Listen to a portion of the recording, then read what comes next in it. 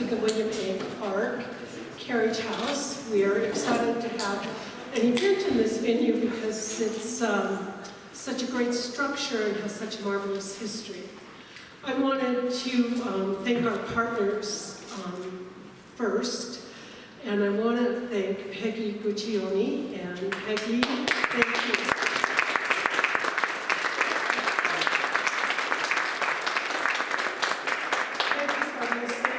But she also has this wonderful venue in Offered and Tilson, so we really appreciate that.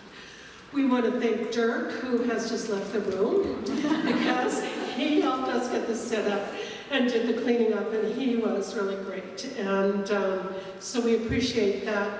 We have a variety of people who have made this happen, and our hosts tonight are Humanities Montana. And the art is come to us from the Montana Museum of Art and Culture, and Raphael Chacon ensured that Butte would have an opportunity to experience that art for a very long time. And we really appreciate that. We want to thank Steele's Warehouse for lending us things. And I want to thank my staff who are stellar at getting things done and making everything happen.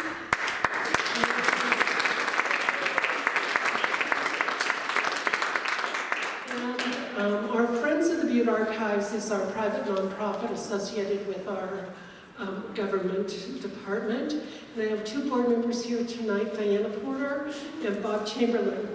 And without them, we don't get to have a lot of fun. They're the fun board. So tonight, Audrey Japp, who's the Assistant Director of the Archives, will introduce our guest, Liz. Well, thank you again, everyone, for coming. It's my pleasure today to introduce Liz Brown. She's the author of the recently published Twilight Man. I think Twilight Man is someone who knows Butte, Montana history very well. It's such a great perspective into Clark's impact in California and that story. That's something that I think a lot of us here are not as familiar with. So if you haven't read it yet, I think you guys will really enjoy it and enjoy Liz's presentation today. Liz is the author of Twilight Man, and her writing has also appeared in Book Forum, Elle Decor, the London Review of Books, the LA Times, and the New York Times Book Review. She was born in San Francisco and grew up in Chico, California, and currently lives in Los Angeles.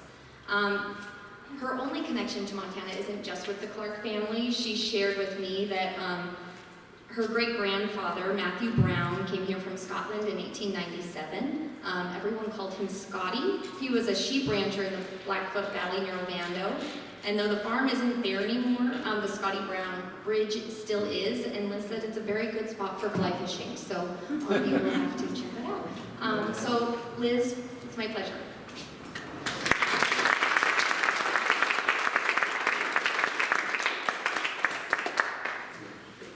Thank you. How is the sound? Can anybody hear me in the back? You're a lot taller than us. How's that? Better. Okay. Feel free to shout if you can't hear me. Thank you for that introduction, Aubrey, and thank you, Ellen and Lindsay, and everyone at the archives. Thank you to the Friends of the Butte Archives for your generosity, and thank you, Peggy.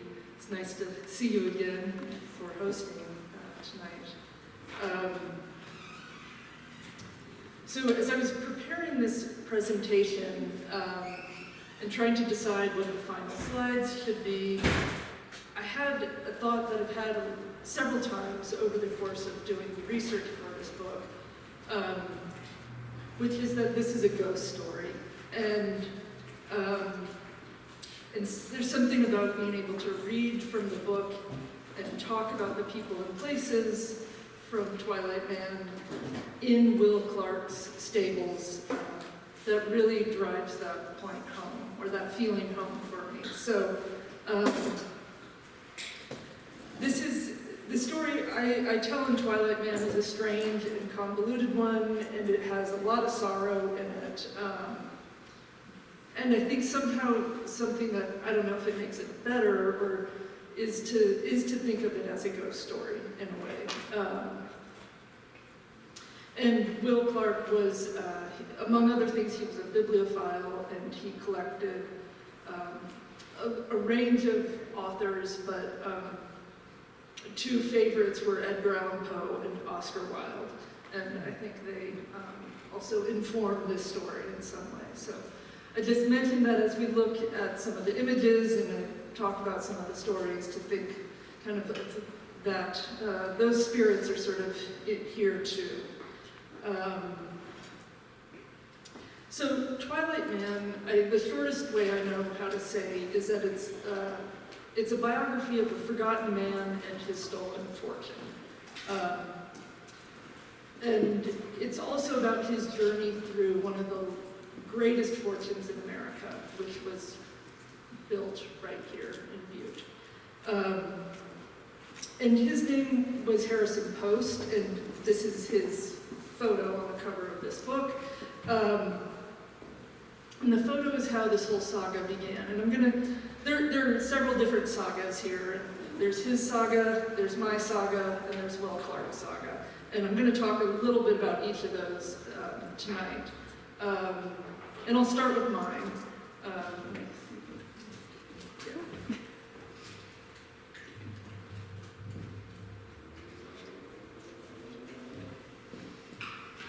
I thought I would just give us some horses. These were Will Clark's prized horses, since we're in his stables, to begin with.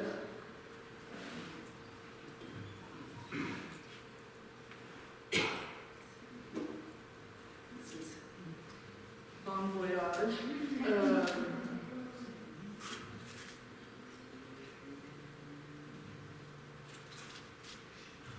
And this is the photograph that started it all. And I found this photograph in my grandmother's dresser after her death in 2003. And this was a fraught time in my life. I had told my parents several years earlier that I was gay, and that had been a very hard thing for them to accept, and we had been at a kind of prolonged impasse for many years. And it was a sort of a pretty heightened, charged moment when she died. And I didn't go, I was living in New York at the time. I didn't go back. My family's in California, and that's where I grew up. But I didn't go back that much, but I did for her death, for her funeral. And her name,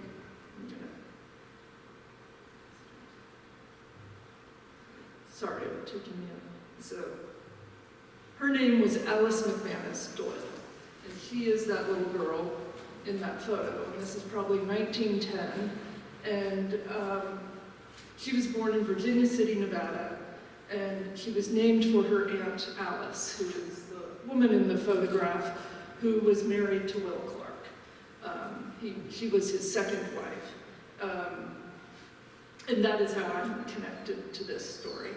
And she had lived most of her life in San Francisco, and during my high school years, I lived with her in her home in San Francisco, and she had bought this house. It's a beautiful house in Pacific Heights, and she had bought it in the 40s with her. She had inherited $10,000 from Will Clark, and she had used that as her down payment for the house. So I lived in this house that was somewhat thanks to him, but I didn't know anything about him. I knew she had this Aunt Alice and Uncle Will, but I didn't inquire much. And time passed, and I moved out to the East Coast, and then when she died, she was 97, and here, let me give you a few more photos. Sorry.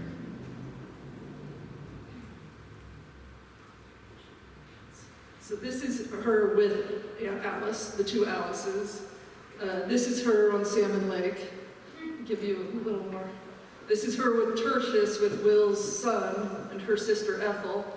This is her with my cousin Dee Dee at the Clark Library. And this is my grandmother and me, sometime in the 90s. So I guess we have a little light, so it might be hard to quite get the outlines of things, but there we are in her garden in the 90s.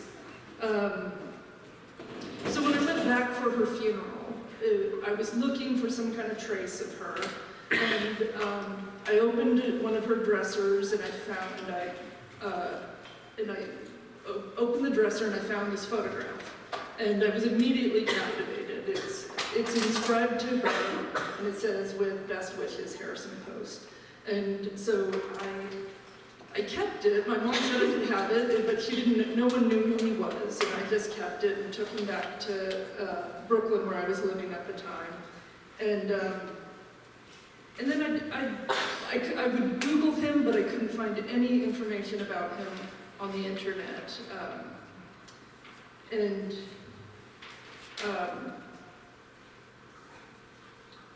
then separately, a few years later, I finally got it together to decide to research Will Clark. And I'd heard there were some rumors about him, and there was some scandal, that the Clark family had this scandalous history, and I'd heard that there was this very sensational tell-all book written in the 1940s by William Mangum, who I would later learn had been Will Clark's. He had known Will Clark in college, and they had been friends for years, and he had been Will Clark's accountant for 30 years. And I tracked down that book, and I was reading it, and I was looking for my grandmother. I still wasn't on the Harrison Post trail yet, and I was looking for mention of my grandmother in the book, and I came to one, and it said that he had inherited $10,000, and that was the only mention of her, was how Will Clark's estate had been divided. And when I got to that, when it was talking about how the bulk of his estate was divided, the bulk of it was divided among his perverted disciples, was the term that Mangum used, and that immediately caught my attention. One of whom was Harrison Post, and that was how I put it together. Harrison Post had been, and at that point, my grandmother had passed away. I couldn't ask her what she had understood about that relationship. Couldn't ask her why she was compelled to save that photograph for 80 years. And so I just started out on my own. I reached out to the Clark Library, this is the Clark Library in Los Angeles, which Will had founded in the 20s. And while I was there, there's an interior, and this is the ceiling, detail from the ceiling as you walk into the hallway. And I was asking the librarian what she might know about Harrison Post, and she said there are about 13 gentlemen in this similar style on the ceiling, and she said, they're all different bodies, but they all have Harrison's face. and I was amazed by that, and then she put me in touch. This, I will say also, this book, the heroes of this book are the archivists, and the librarians. I'm just catching up with work. So she sent me some clippings about Harrison, and it turned out he had this very strange story where he had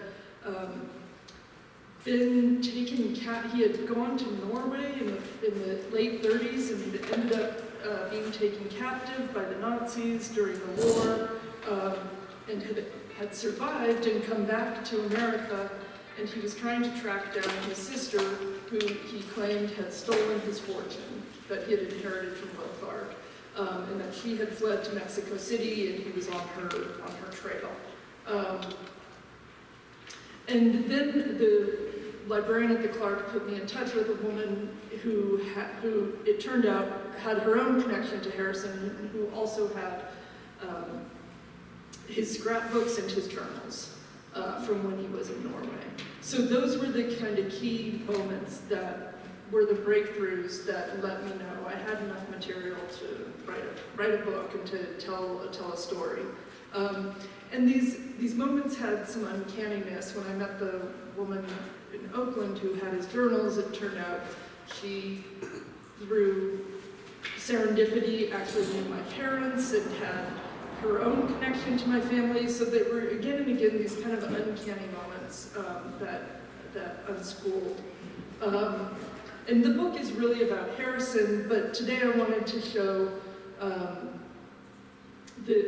I'll show you another photograph of him. So this again is his alluring like 1920s headshot, and this is Harrison after he's come back from Norway and from the war. And in a way, I think of the book as being the story of those two photographs, of how the man in the first photograph became the man in the second photograph. But I'm not going to say too much else about Harrison because I wanted to take this as an opportunity to talk about some of the people and places from Montana who are in this story. And to set the stage a bit, I'm going to read a section from the book that takes place early in the career of W.A. Clark Sr., who I haven't mentioned much about, but of course everyone here knows.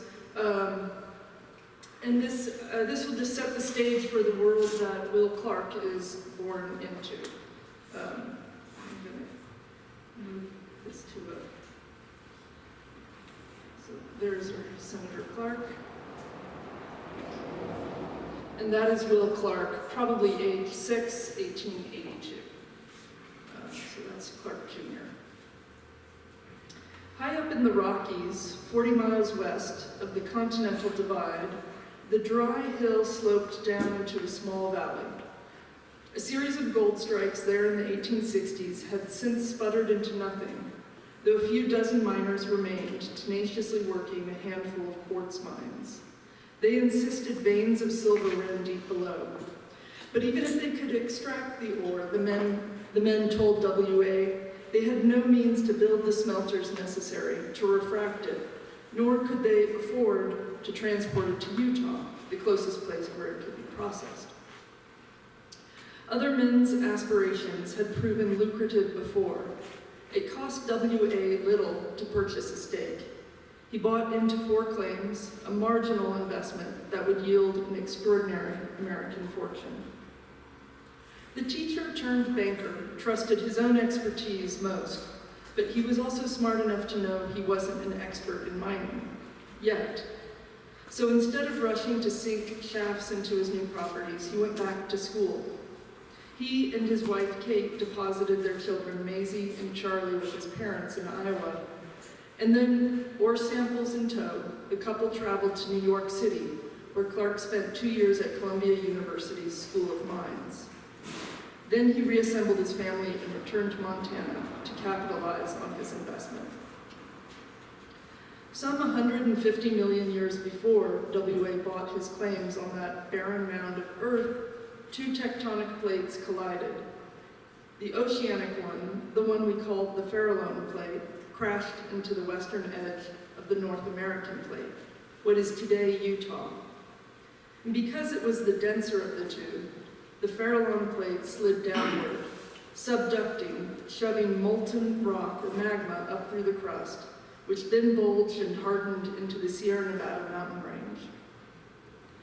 Another 80 million years later, the Farallone Plate surged back up against the continent, scraping eastward beneath the overlying plate and thrusting up another more massive formation, the Rockies. The magma that made it to the Earth's surface exploded, heaving rocks and ash into the air. The molten rock beneath the crust cooled into masses of granite, batholiths, that cracked as they crystallized. Hot water coursed through those new crevices and eventually evaporated, leaving behind hunks and streaks of metal. The miners working the lonely hill weren't mistaken. They were perched near the southeastern edge of the Boulder Batholith, a minor remnant of the Farallone Plate's ancient journey that stretched 100 miles north to Helena and a mere 25 miles east to west. The silver was close to the surface, and that was what the miners dug up first. Zinc and manganese came next. Finally, the real treasure, the veins of copper, some 50 feet wide. In the beginning, W.A. sold men pickaxes. Now he sold money, advancing funds with high interest so they could buy into claims, and then he foreclosed and took the claims for himself. Before long, mine shafts, some as deep as 6,000 feet, pierced the hill. Towering iron head frames loomed like gallows. With drills, dynamite, and shovels, men crammed into steel cages and plummeted down the narrow chutes, dropping at a speed of 800 feet per minute. In cramped tunnels, they blasted through hard rock, shoveling waste and ore into carts to be dragged by mules to the shaft stations, piled into cages and then hauled up to the surface. The once sleepy hill vibrated and shuddered from the explosions below and the constant heave of steam-powered hoist engines. Miners, loggers, swampers, carpenters, blacksmiths, they were all part of the thrumming Clark operation. Life above ground had its own boisterous rhythm. The handful of shacks soon morphed into a gridded town with streets named Granite, Quartz, Silver, and of course copper. Butte boasted hurdy-gurdy dance joints, pool halls, parlor houses for upmarket prostitution, and Pleasant Alley, a row of half-exposed stalls known as cribs. From saloons to sex to gambling, faro, poker, craps, roulette, men could lose money as quickly as they could make it. But for W.A., there was no question of merely making or losing money. It was a matter of making the most. That was the game, and his primary opponent was an Irish immigrant named Marcus Daly, who arrived first in Butte as a representative for the Walker Brothers, a mining banking concern in Salt Lake City. I'm going to skip ahead a little.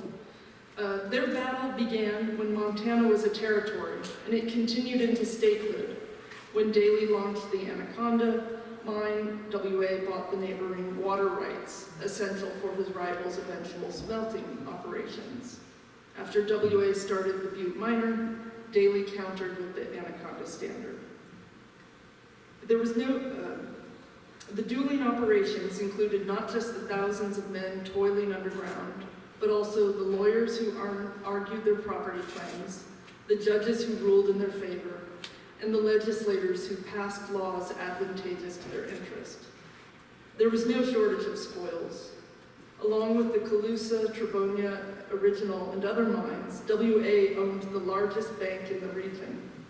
Soon the railroads had reached Butte. More men poured in, more metal poured out.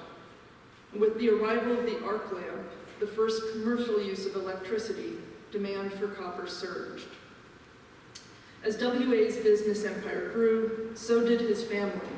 In 1874, Kate gave birth to a son who lived only a week.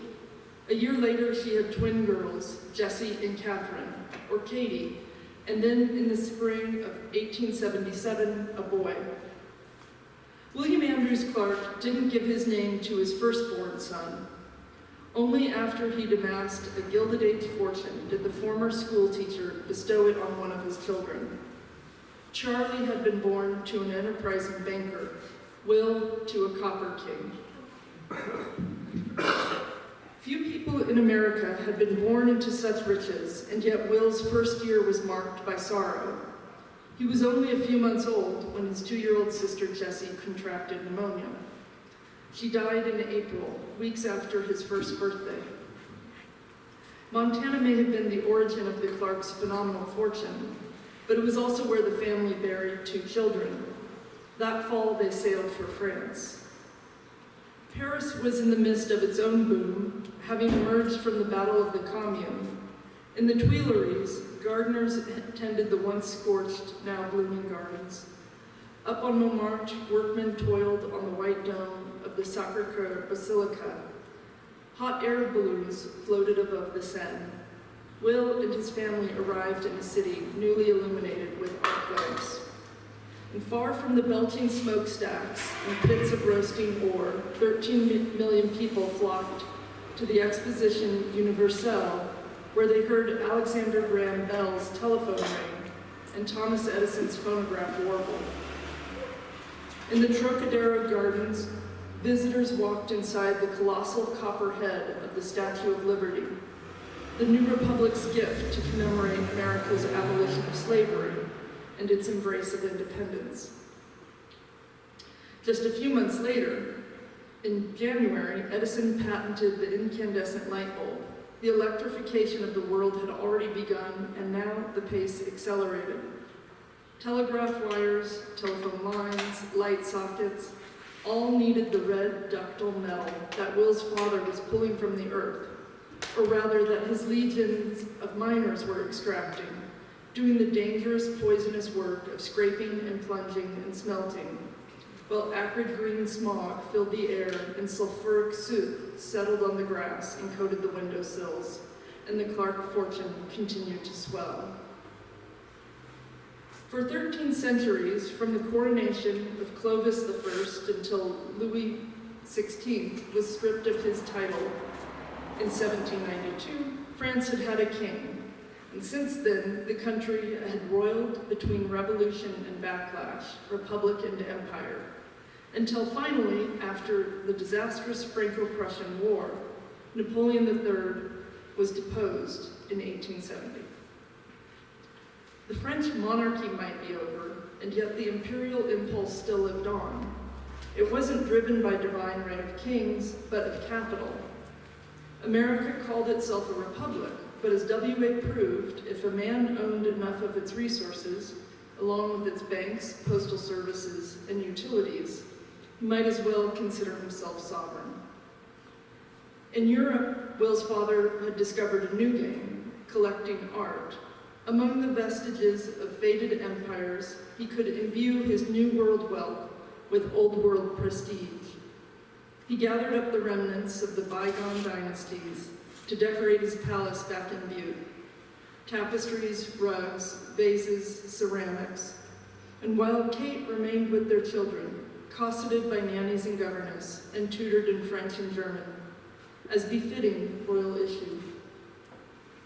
W.A. began a ritual of seasonal migration. He spent most of the year in America, presiding over his growing kingdom, returning each winter to his family. 6 years passed, and it was deemed time for the Clark children to come back to America, to learn their own language, to discover how much they possessed. 20 years before, Will's father had driven a team of oxen from Missouri to Colorado when the nation had consisted of 25 states wrenched apart by war. Now it had been knit back together and stretched from one end of the continent to the other. The railroads hurtled people and goods across the land. Prosperity bloomed, and much of it belonged to Will's family. And so the day came when his mother took him to Grand Central Station and sent him off alone across the country to Los Angeles, where his grandmother lived and his aunt ran a school. At the end of the journey, when the boy finally arrived, he alighted at a 2-story wooden depot, surrounded by freight yards, pasture land, and mountains. It was quieter than Paris, quieter than New York, quieter than Butte. Not that Will would have had much memory of the raucous mining town. Los Angeles had grown at a different pace from the rest of the country. No waterway or harbor had designated it a strategic spot for trade. No mineral rushes had swept through, no smokestacks fumed. Adjacent to the frontier, but apart from the boom, Los Angeles had idled. It was a ranching town. The mining years had been good ones. The demand for beef in the foothills had been constant.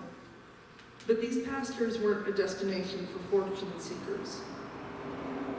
A small housing boom had spurted and fizzled a decade before, and the former Pueblo's rhythms belonged not to the incessant churn of industry, but to seasons, to grazing schedules and harvests. That was about to change. There would be men like W.A. surveying the arid hill of Butte who intuited the riches to come.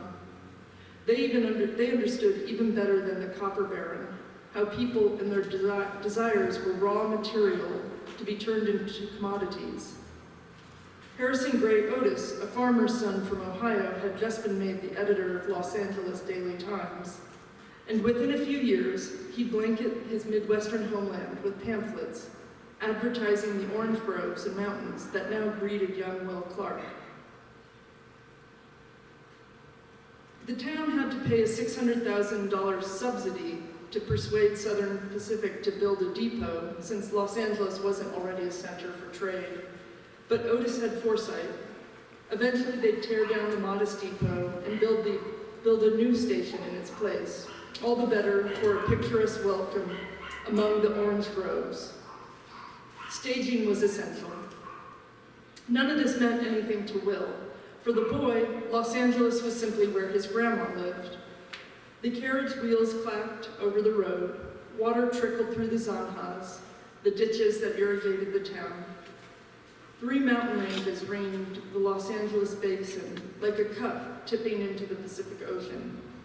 It wasn't granite and quartz and streaks of metal beneath the earth's crust, but a Cretaceous slurry of sand and oil. Here, land was as unfixed as land could be, and yet the boy was secure, safe within his father's extraordinary realm. They trundled past Los Angeles Park, once a camp on the western outskirts of the old pueblo. Now a white picket fence kept out stray cows and sheep. A church steeple rose high above 2nd Street. A new grid had been laid down over the ones the Spaniards had built a century earlier. As if no one had been there first, his grandmother lived on Olive Street, named for the streets that lined the road.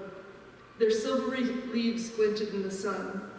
Olive was the same word in French and English, and Will was there to learn his native language, just as Los Angeles was about to learn its most enduring lesson, to sell itself. I'll stop there and I'll show you some more photos. Move us ahead. So this is our present surroundings. I believe this was built in 1901, and this was built when Will, by now, is a young man, and he has finished his schooling at the University of Virginia, where he received a law degree, and he's come back to Butte, and he's he joins a law practice that mainly litigates his father's mines. And he had ventured into playing the violin a few years before and had been overseas studying at the conservatory in France at the same time that his father was also paying for a girl named Anna La Chapelle to be studying the harp at a conservatory. And if you know that name, she would go on to become his the senator's second wife, and the mother of Huguette Clark and Andre Clark. But at that time, Will and she were both students at the same music conservatory in Paris. And about a year later, his younger brother Paul had died suddenly, and Will comes back from Paris and from his travels in Europe, and he had also traveled to Egypt. And it had seemed sort of that he was going to take the artist route in the family, and that his older brother Charlie was basically his father's fixer and bagman, and kind of paid off the various state legislators that he needed to lubricate his path toward becoming a senator, and I believe it took 4 times for that to actually happen. But by this point, 1901, he is finally a senator, and Will has come back from his travels, and he's become a lawyer. He's sort of taking this kind of upstanding path, and he's just gotten engaged to a young woman named Mabel Duffield Foster, and the newspapers were full of their engagement. He just built our current horse palace, And he and Mabel get married. He has his bachelor party here in the stables, and they get married and are, by all counts, seem to be starting out life as sort of the lovely society couple in Butte. And she has a baby. This is Tertius. And this is sort of one, I mean, there's a series of deep losses in Will's life that, you know, from the very beginning, from his sister's death, and then several years later, his mother's. And Mabel, very tragically, died a month after giving birth to Tertius. At that point, Will was, you know, he's a widower. I think he's about 25, and in the book by William Mangum, this is sort of considered Will's reckless, a period of recklessness and debauchery, and that he sort of, well, he goes into great detail about all the different vices Will engages in, but that goes on for about 5 years, and then Will seems to, this is the three millionaires was the caption of this photograph. This is Will Clark, Tertius, or Will Clark the third, and the senator, or W.A., as he was often called. And this is another picture of the three of them. And then these are from my aunt's, or my grandmother's photo album, which I believe was Alice's. And then around 1907, he meets Alice Mcmanus. And these are just photographs. This is little Tertius. And I would guess this is about 1907. And that's Will and Alice. And she had been married before to a saloon keeper named Marco Medina. The newspapers claimed that the Will and Alice's connection came about because the little boy Tertius was so drawn to her. But I suspect that might not be entirely true. And so they got married in 1907, and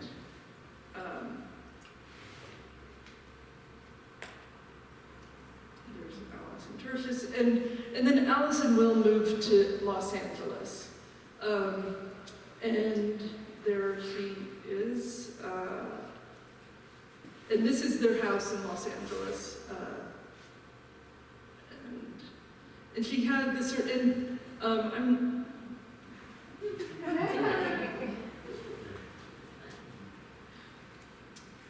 not sure if I mentioned this in the beginning, that they didn't have children of their own, that she was a surrogate mother, essentially, to Tertius, and that actually my grandmother, who was in that previous image, was kind of a surrogate daughter in a way, and that at one point they had asked her parents if they could adopt her, but my grandmother's parents declined, but she spent a lot of time with them, and so they had this sort of kind of blended family in 1907, the 19-teens. And I don't know really who any of these people are except for Will and Alice in the back, but I just love these incredibly elaborately outfitted people in nature.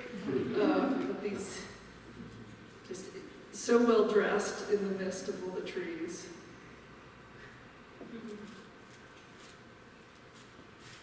There's another.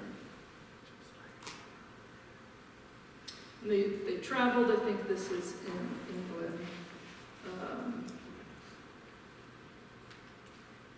And I found it kind of amazing to see these snapshots from, you know, over a century ago of people goofing off, and, you know, sort of, there's Tertius not enjoying his clown outfit. So this is, I don't know if anyone here is familiar with the Mowitza Lodge, which is on Salmon. This was the summer lodge that Will Clark built on Salmon Lake, and it's still there today. It's part of the diocese, the Catholic Diocese of Helena.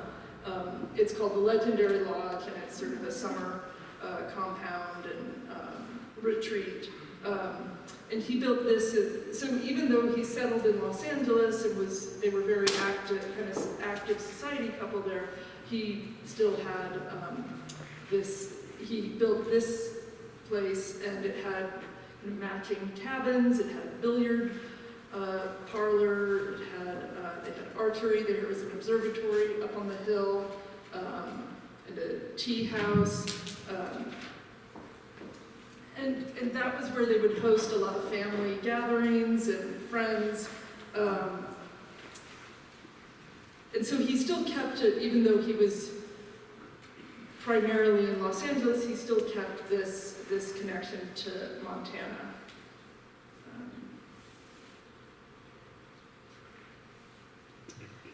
And then toward around 1917 or 1918, despite the fact that he and Alice presented this very lovely society, happily married society couple, Alice was hearing rumors that he was having affairs with men.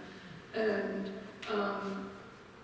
the rumor is that she was in the process of considering a divorce when she was struck ill, when she fell ill and was diagnosed with cancer, and would die. She died in November of 1918. And that information about whether she was considering a divorce comes from the Mangum book. And Mangum definitely had an axe to grind. So there's always this kind of question of how much is true and how much is his part of this vendetta. So that I would just say to qualify that information. But this is what you can't read this, but this is a letter that Will wrote to my grandmother after Alice's death, wrote on the anniversary of her birthday, talking about how much he missed her. I show it because I think he was a deeply divided man, and that while he grieved her, he also was, as you'll learn, was about to kind of go in a completely new direction. This is a photograph of him from 1919, taken by Edward Weston. And within, I would say, less than a year after Alice's death, Will launches the LA Philharmonic, and this is the first orchestra from the LA Philharmonic. He also starts to, he expands in all these philanthropic, this is the LA Philharmonic today, just to give you a glimpse of what emerged from that initial. This is the mausoleum he commissioned to have built in the cemetery there in LA. It's the largest one in that cemetery. This, I don't know if anyone is familiar with this. This is at the Deer Lodge Penitentiary, and he built this theater in 1919 for the inmates. Which this is it today. You can visit it at part of the museum there. And this was a period of huge expansion for him in philanthropy. That's the interior, and it's this is what it looked like back in its time. So he had this just explosive period of philanthropy and culture, cultural outreach, and while his father was a mastermind of profit, that was not where Will, that was not really where Will found his calling or thrived. And in addition to these efforts, he was also collecting books, and this was when he starts collecting Oscar Wilde's books. He bought he has the Clark Library today has the largest collection of Wilde's literature. and letters, and this was when he had met Harrison Post, this gentleman. He met him sometime before he launched the LA Phil, and they met in San Francisco, and he kind of sweeps Harrison back down to Los Angeles. And Harrison had been a shop clerk at a luxury emporium when they met, and then suddenly his name had been Albert Weiss Harrison, and then suddenly he becomes Harrison Post, becomes a society millionaire, he's friends with Greta Garbo, he just sort of plunges into the world of Hollywood that's emerging right there. And I kind of think of him as a gay Great Gatsby who just reinvents himself and changes his name, is known for throwing parties and not really much else. And he does help transcribe some of the letters that that Will Clark had bought, that Oscar Wilde had written to his lover, Lord Alfred Douglas. And I think of this sort of as one of these kind of ghostly moments, of sort of like, if you were writing this as a ghost story, this is the moment, or where you find you open the buried treasure you shouldn't open, that this moment when they literally transcribe Oscar Wilde's letters and reprint them. It's almost as if they are mapping that story onto their own lives. And there are many echoes of what happens to Oscar Wilde and exile in each, both for Harrison and Will. So this is Oscar Wilde. This is the special edition they had worked on together and published together in 1924. And they actually sent it to Alfred Douglas, who was the recipient, who's the young man in the photograph, and who was still alive at that point. He wrote back all these angry notes in the margins, criticizing their spelling, and it's available at the Clark Library, and it's kind of an amazing document. And this is the Hollywood Bowl, and Will Clark, who's there on the left, he didn't create the Hollywood Bowl, but he gave, in their first year, he gave them $50,000 and to upgrade the environment and the seating, and he basically funded the LA Phil's concerts there, which continue now today. He's kind of it's extraordinary just how much of an impact he had on Los Angeles' cultural life and how little anyone in Los Angeles knows about him today. And again, I think that goes back to that he had a lot to hide, and sort of he had this public face and this private face, and he was always trying to kind of straddle the two. So this is the LA Phil. We're back at Mawitsa Lodge. There's Will.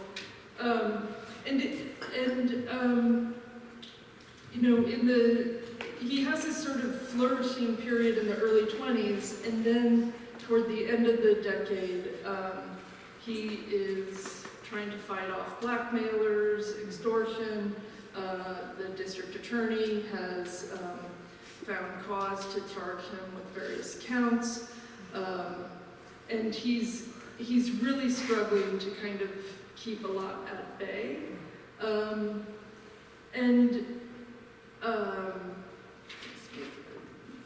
couple other notes. So he's still like this division in him keeps increasing.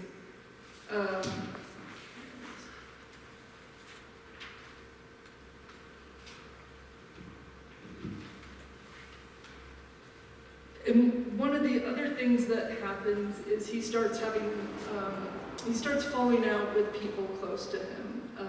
He has some kind of fight with his son that tragically ends with him kicking Tertius out of his home. He has a falling out with Buck Mangum, which will lead down the line to the publication of that book. But first, Buck will sue him for defamation, and they're just, the kind of troubles continue to mount. The depression begins. Even though he has more money than most people will ever see, he still is starting to has to contract. So his situation starts to get a bit darker, and I'm going to read a short passage here.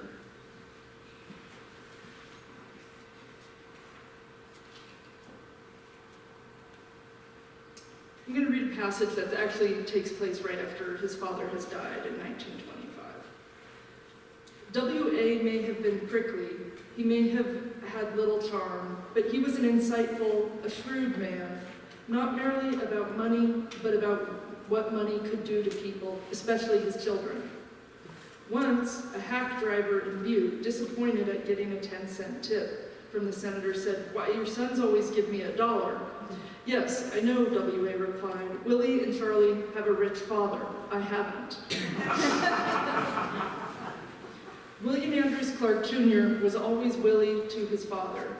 Harrison was one of the few who called him Will. To employees, he was Mr. Clark, and to this day, that's how the staff at the Clark Library refer to him. But to most everyone else, his siblings, his Montana friends like Temp and Buck, he was Junior. He was never far from his father's shadow, and yet he was not his father, as W.A. had known. The patriarch could give his son his name, but he couldn't give him the wisdom that a poorer father might have. The younger Clark was born into the empire his father built, and he knew nothing else. From birth, his father's name and his father's money protected him. But an empire isn't fixed. Its walls can be breached. It can collapse from its own rot. Clark Sr. had lived without an empire, then he built one. He understood it wasn't guaranteed to last, but Junior did not, at least not yet. However, the son did become the one thing his father hadn't, a lawyer, and Will distinguished himself through philanthropy. Still, he never tried to usurp his father or directly surpass his achievements. The senator, small as he was, cast an enormous shadow, and it must have been obvious that Will was never going to step out of it, not while his father was alive. As with all the deaths before, Will's life changed again. What comes next isn't a clear pivot to expansion or recklessness, but a zigzagging path, a man taking steps of his own, and also steps that his father took. When obstacles arose, as they had for his father, Will followed the tycoon's instinct for bribery. The shadow may have disappeared, but the money hadn't. And then I'm going to read another part, and this is takes place in 1932, and at this point, the rupture with Tertius has come to a really tragic end, which is that Tertius, who was an avid aviator, who had since left Los Angeles and moved to Arizona and was in the midst of trying to start a commercial airline, had been flying with his flying coach, who had actually incidentally been Charles Lindbergh's flying coach, and he had gone into a tailspin and crashed and died. And so he had died in 32, and at that point, he and Will had not spoken for several years, and that meant that there was never going to be the potential. There had been the potential for reconciliation, but now there wasn't. And just things start closing in more and more for Will. And I'm going to read a section after that's taken place. Also, I mentioned he's still been funding the LA Philharmonic through all of this, and he's just hired the composer Otto Klemperer to lead the Philharmonic. Will was not well. His health had continued to deteriorate. He'd been treated by his physician for what were described as a series of small heart attacks. He suffered from lumbago. He was going deaf.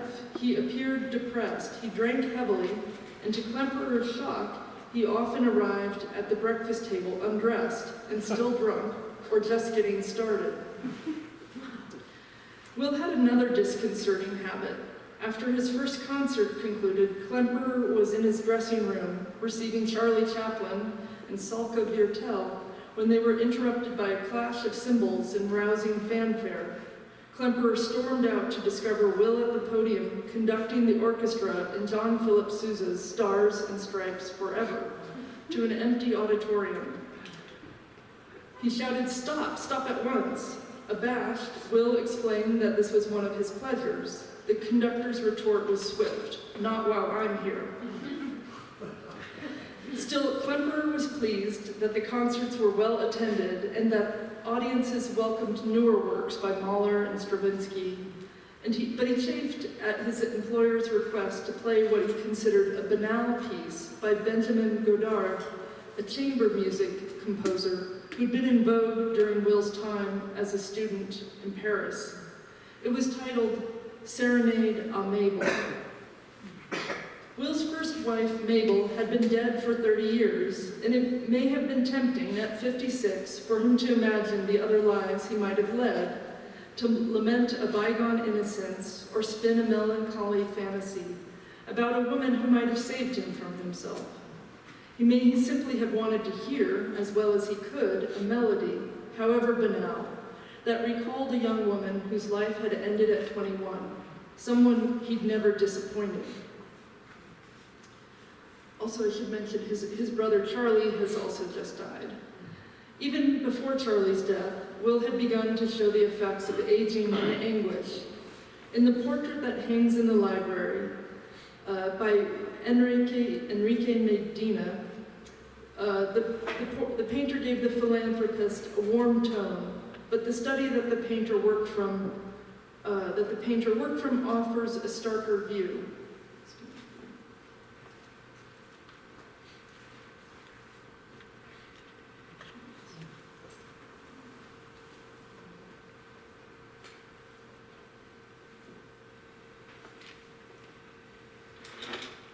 If you notice, he's cupping his ear in that last one, and you can see that he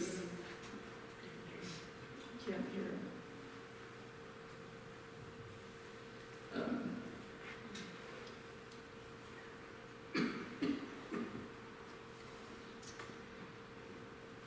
maybe a few more here. This is George Palais, and this was the son of Will's housekeeper. And there's one way to look at Will's connection to this boy who he doted on and sent to school and had him take music lessons and learn French. And there's a way to see him as a surrogate child for the son he had lost, and that he was replacing Tertius with this. He's putting his affection towards someone else. There also is a darker angle, which is that there are those who believe he was preying on the boy, and when you think of the way that his father had sent this young girl to Paris to learn music and to study French, that Will was in fact repeating the same thing with this boy, George. Who here he is, here's George in military school. And here again is the image of Will Clark as a boy, which we saw from the beginning. And I put them together because I find both this resonance between the two of them very, very striking.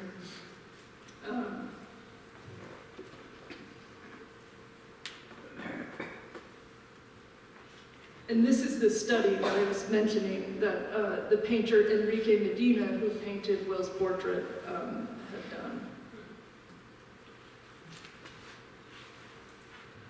I'll tell you a little bit more about that.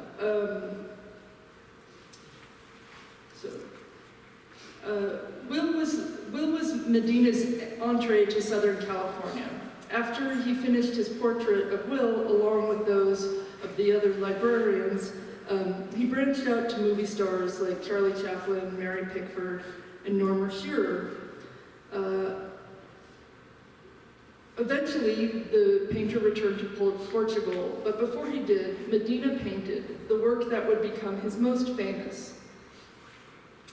When the producers of Albert Lewin's film adaptation of the picture of Dorian Gray began pre-production work in 1943, they hired a painter named Ivan Albright to paint both the eternally young version of the protagonist, who's played by Bird Hatfield, this is that, and the lurid true likeness, rotting in the attic.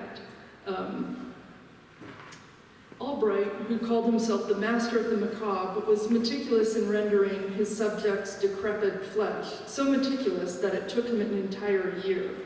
And pressed for time, the studio hired Medina to paint quickly the beautiful young Hatfield, the man who looked of ivory and rose petals.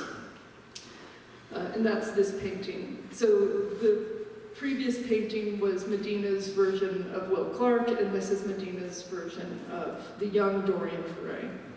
And of course, Will couldn't have known that one day Medina would paint the doomed fictional aristocrat, but he certainly knew the story of a man grotesquely divided against himself on an inexorable path of self-annihilation, while his ageless, unblemished face masks his true and monstrous self.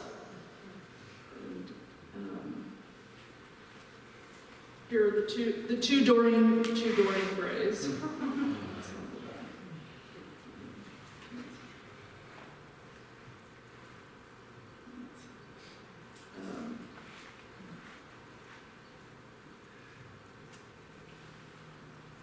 Then here's Medina's portrait. This is Will. This is Hollywood Forever, the cemetery, the mausoleum where he is buried. And this is the last part I'm going to read. And it's,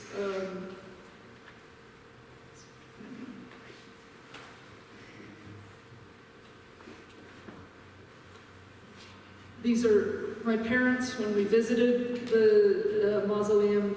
That was in 2011. And this is Will and What's a Lot.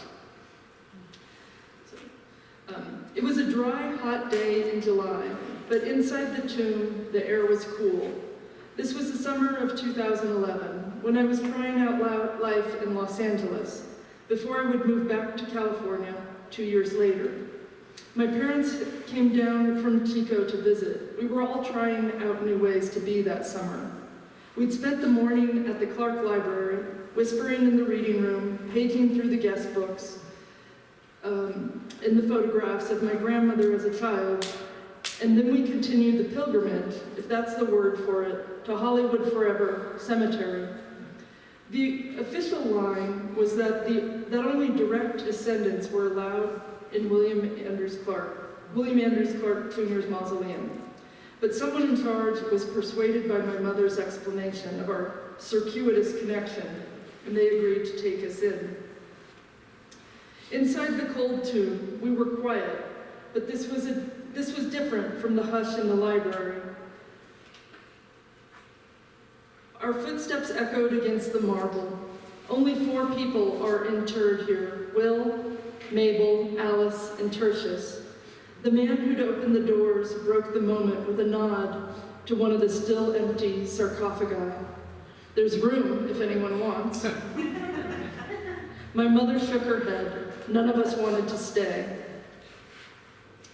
Everyone's going to die. Of course, we know this, but Kris Kardashian reminds us in an episode of Keeping Up with the Kardashians. In this particular one, the matriarch of the reality TV empire is trying to address the subject of mortality with her family. She calls her daughters to discuss the topic, but they each hang up as soon as they can. She wants to make plans, but nobody else does. So she seeks out someone who will take her seriously. Noelle Berman, spokeswoman for Hollywood Forever Cemetery. In the offices, Kris waits for the others to arrive. Kim comes in first. and Noelle tries to suppress her giddiness, but a small smile still flits across her face. Finally, the rest assemble, and just like my parents and I did the year before, the Kardashians pile into a golf cart on their way to Will Clark's tomb. The family is full of plans. We should build a mausoleum. We want our own lake, and we want, like, a moat. The Kardashians are not direct descendants of Will Clark either, but the cemetery opened the mausoleum for them. They walk across the bridge to the island, and soon they're inside, voices bouncing off the marble. Chris muses about how each Kardashian would have their own section of the mausoleum. And then to try this out, she clambers up on top of my aunt's coffin and lies there. Until then, I'd been on Chris's side, agreeing that conversations about death are hard but necessary. However, once she's up there on my aunt's tomb, my rage comes hot and fast, and it's the first time I think my aunt, and it's the first time I feel the distance between all the generations collapse, and I'm furious. Kim is the one with dignity, rushing out of the mausoleum. She's ridiculous. She's like disrespecting the dead people in there. My outrage lasts longer than Kim's, who gets distracted and chases after a goose. And yet, the Clark legacy, one of excavation and empire, belongs as much to me as it does to an American dynasty that mines celebrity rather than metal in our Gilded Age. More legacies remain. The bronze statue of Beethoven still looms in LA's Pershing Square, though the Philharmonic Auditorium was demolished decades ago. Now, up on the hill crest, Walt Disney Concert Hall rises at Grand Avenue. Frank Gehry's monumental sheaths of stainless steel curve and billow, a 21st century counterpoint to another LA landmark, the Hollywood Bowl. Will spent millions of dollars to build his orchestra, but he left no endowment. He took his father's dictum to heart. Those who succeed us can well take care of themselves. And they did. The mining magnate Harvey Mudd stepped into the void Will left, and with the efforts of a hastily assembled committee, managed to secure funds to keep the institution afloat. More than 300,000 people attend concerts at the Philharmonic each year, and more than 1 million go to the Hollywood Bowl, in a city often criticized for its lack of public space. Two of its most cherished sites for music and collective experience owe their existence to the same intensely private man. I'll stop there.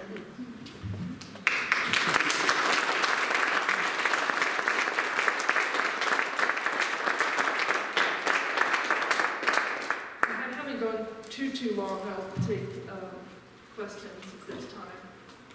If anyone has any. Are there any direct descendants of Clark anymore?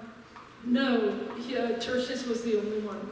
But there was the brother Charlie. Oh, on the other, yes, there are for the siblings, Okay. yeah. What was, you kind of skirted the relationship of the Harrison, the person, Yeah. and Will Clark. Oh, well, I didn't mean to skirt it, it's just the entire book is about Harrison, so I wanted but yeah, they had a 14, 15-year relationship, and they didn't live together. Oh, Harrison had a home directly across the street from Will in Los Angeles, and Harrison's story takes very tragic turns. Will set up a trust for him and was very generous in doing that in Harrison's family. And Harrison had been quite ill when Will died, and Harrison's family had him declared incompetent and swept in and took over everything. But they lived a kind of sort of hiding in plain sight in their relationship. They went to the LA Phil together, they traveled together. They always kind of had an entourage that sort of masked the nature of the relationship, or that they could deny the nature of it if they wanted to. But I don't know if I'm answering your question or if I can tell you more. I think I got it. What year did Will die then? 1934. 34, and he was 56? 56 or 57, yeah. Yes. I have two questions. On what street did he live in LA? And also, his father, W.A., was a huge, enthusiastic Francophile. Is there a remnant of that in the life of his son, Junior? Yes, so he lived on West Adams Boulevard, on the corner of West Adams and Cimarron. And the house isn't there anymore, but the library is. And he built an observatory, which is no longer there. He was very much, he definitely inherited his father's Francophilia and was actually planning to leave America permanently, or at one point spoke of leaving America and establishing his permanent home in Paris. And that may have been one of the, that may have been a breaking point between he and Buck Mangum, because he was telling Buck that he wanted to close all his accounts and bank accounts and relocate to France. And my theory is that meant that Buck Mangum had no more work if he didn't have any accounts here. Did he inherit his father's mansion in Paris? No, he didn't. He bought an apartment of his own on the Avenue. Victor Hugo? No, that's where Clark Senior, Yeah. Bourgeois, I think, near the Eiffel Tower. The top floor of a very well-appointed apartment. Thank you. Yeah, sure. What became of Buck Mangum? Buck Mangum moved, I think he stayed in Butte for a few years, and then, as far as I could trace him, he moved to Brooklyn and lived with his sister in Brooklyn Heights, and died there, I want to say in the 50s, and is buried in Greenwood Cemetery there. He initially was actually in the process of suing Will Clark when Will died. He was suing him for defamation, which would have revealed, the discovery in that case would have revealed the relationship of Harris, made it public. And my theory is that the strain of that is actually what really did Will in. But because Will died, the case couldn't go anywhere. And then 2 years later, he published the book, which I feel like must have contained all the evidence he was planning to put him to trial. So if we look at other great American millionaires during this period, Carnegie in Pittsburgh, Rockefeller in Cleveland, and Hearst in California, they all wanted to leave some kind of great endowed legacy to their name, to their family, to the industry that had made them so wealthy. How do you explain that Clarks do not do that? I don't know. I mean, there's that line that Clark Sr. says that those who follow us can survive on their own. And when he was a senator, he had no interest in governing whatsoever. And there are plenty of other politicians who don't. That doesn't distinguish him, but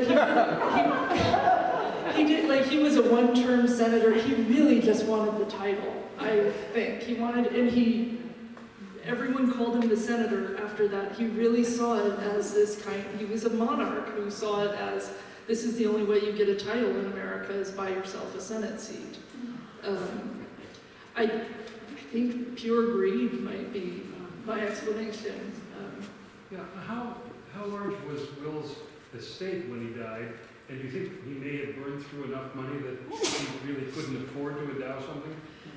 Yeah, he should, that is sort of he kept withdrawing his support from the LA Phil and then giving it back over, in his waning years. And I think the man he was in 1919 would have been doubted, and the man he was in 1934 was a kind of a broken person. And that sense of something larger than that you have the capacity to leave something larger than yourself had sort of gone. I think he was really broken by his brother's death and by his son's death.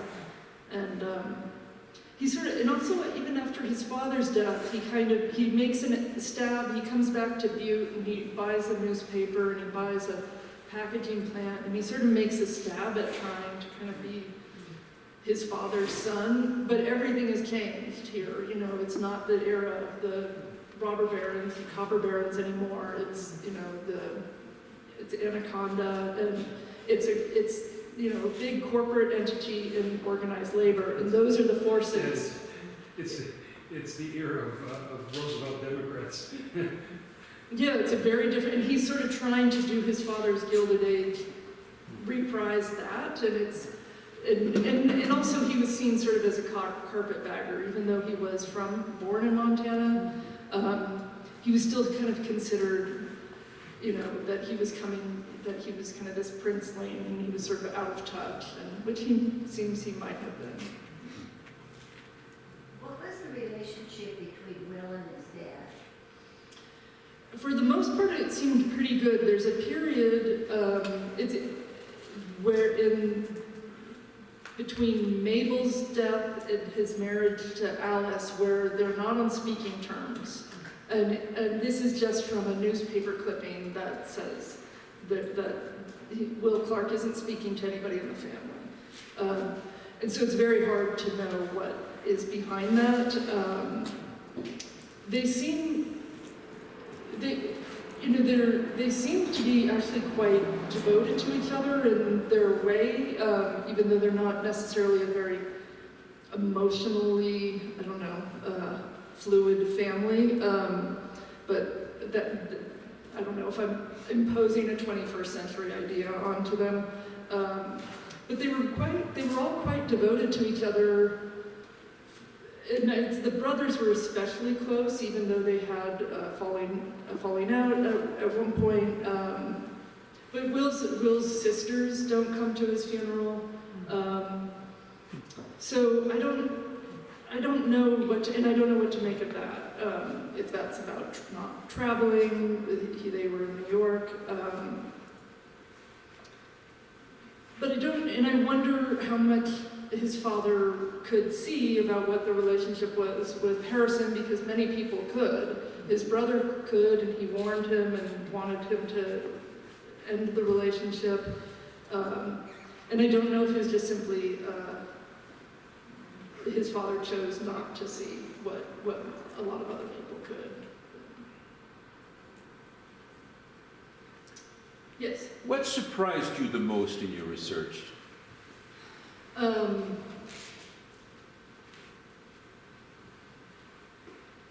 Well, I'm going to answer a question you didn't ask, which one thing that was was very frustrating was that there's so little record between Will and Harrison. And the Clark librarians believe that Clark's main librarian, Cora Sanders, destroyed everything that was of a personal nature. And it was criminal. So they had not just the fear of a public humiliation, but just criminal prosecution. So that made it very difficult to get the texture of the relationship, to try to capture that, because it had to, I have all this information from Harrison that are his journals late in life, and so I can really dig into that and know what he thought and felt on a daily basis, but I can't do that in the 1920s. So that was just something I had to grapple with. And it did surprise me to have those journals. So that was an extraordinary kind of moment of discovery, just to be able to be in this person's daily life. So that was one of the most surprising. and this is, another thing, again, this is my first book, my first time doing research of this sort, and I will again say that I was really surprised at how much librarians and how generous librarians and archivists are, that these are people who are not asking you to pay them, and they do all this work, and they find you information, and I just thought, how am I not, paying through the nose to have you, email me this clipping or something. There were moments of generosity that really surprised me. Thank you. I might have an answer for you later, but. All right. Well, any other questions? Well, thank you all for coming. Liz will be at the Conference Mansion tomorrow at 5 to sign books, and so if any of you can make it or know someone would like to come, we hope to see you tomorrow as well. Thank you very much.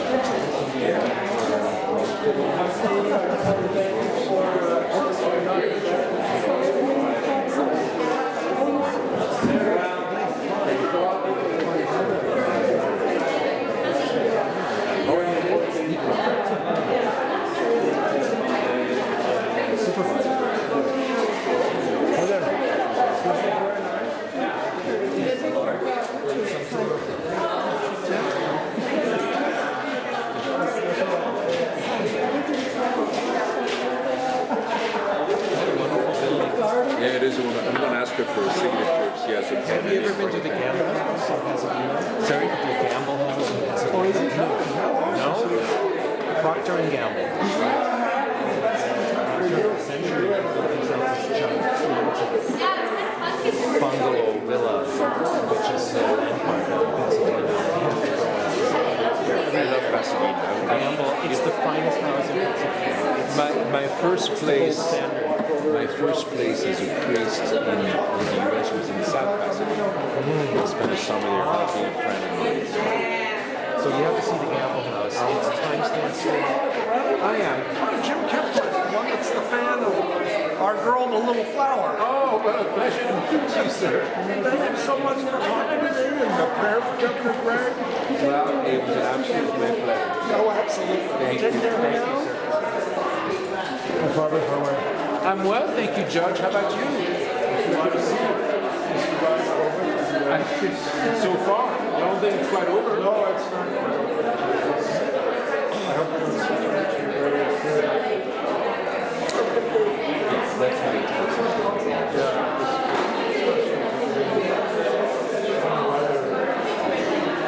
You can also prolongation of the transmission, lack of vaccination, increases the risk of ovarian emerging that is being resistant to our vaccine. And when that happens, it's over. So now you can use Pfizer plans for use from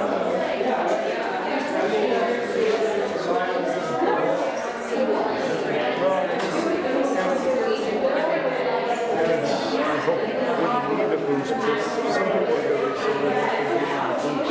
yeah. I always think we should.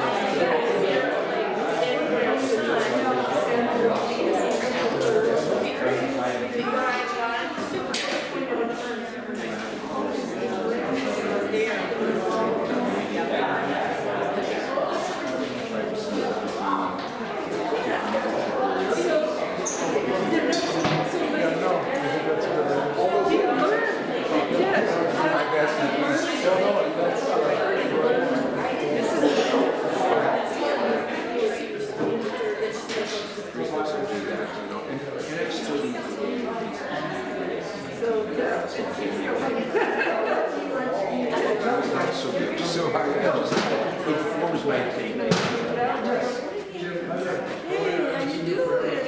It's been a long time, Miss Sargent. I know, have you gone out? I haven't been out, but have you? Yeah. It's only Tuesday. And I keep hearing he's going to put together a dinner, we're all invited. You've been saying that for 5 Yeah, years. but I haven't, I'm waiting. Your father. You look lovely, by the way. Judge, you're next. You're next. And you have to give the pen to Father. Father, it's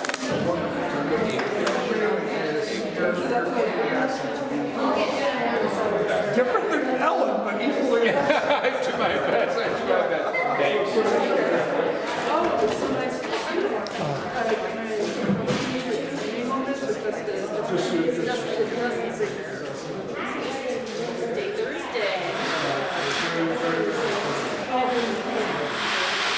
Thank you, Judge. Thanks, Patrick. Thank you. What are you talking about? No, I the subject was fascinating. Thank you very much. How long you staying in town? We are here for two more, another night, and then we're off to No, but we're gonna stop at the Woods Lot, Skyline Bridge. Very much. I go there all. Oh, you do? Did she? Oh, okay. You know it? Yes. Yes. I did see that. So I go several times. Yeah. And the last one. So yes, we got it.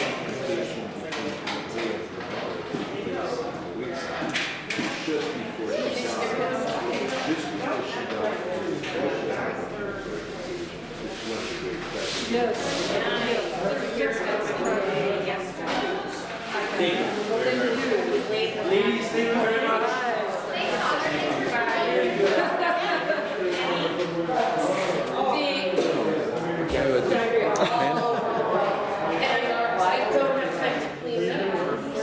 Was this your pen, Liz?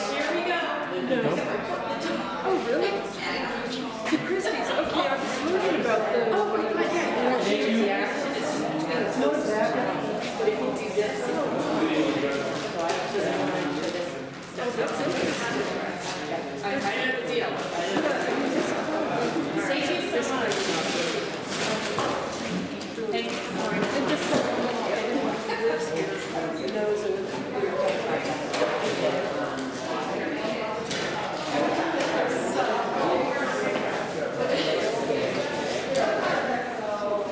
I mean, it's a country that